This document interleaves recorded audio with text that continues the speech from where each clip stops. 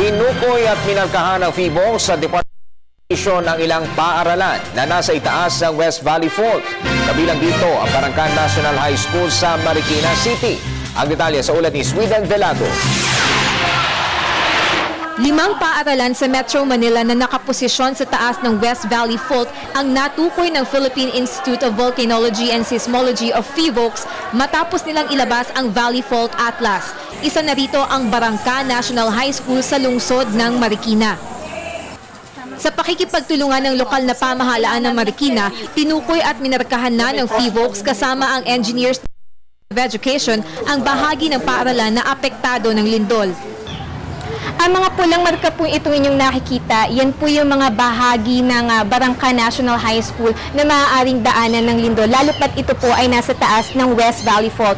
Ayon sa Department of Education, yung bahagi ng paaralan na kanilang natukoy na pwedeng daanan ng lindol ay kanilang irekomenda ng gibain upang hindi na maganit at walang estudyanteng mapahamak.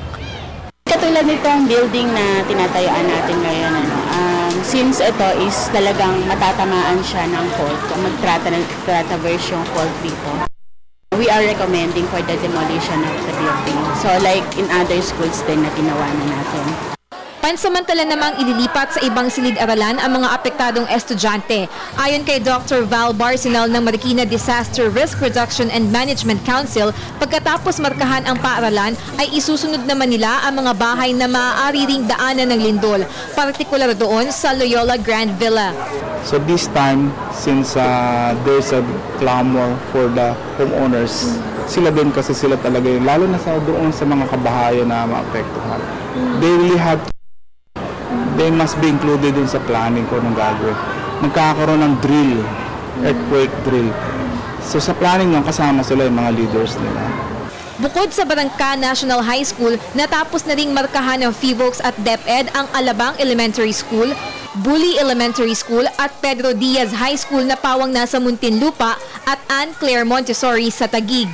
Yun po yung coordination namin with DepEd and with the local government offices para ma-identify ko anong buildings yung tinatamaan. Sabi nga ni Director, pwede pa hong dumaan, hindi pa lang ho natin pinapalabas. So wag lang silang maalala. Samantala, ayon sa opisyal ng Barangay National High School, hindi naman umano bumaba ang bilang ng kanilang enrollment rate bagaman kasama sa fault line. Noong nakaraang taon, nasa 904 ang bilang ng kanilang enrollees at as of May 29, nasa 821 na ang kanilang enrollees at inaasahang tataas pa ito lalo pat magdadagdag sila ng sections sa grade 7. Para sa Telebisyon ng Bayan, ako si Sweden Velado.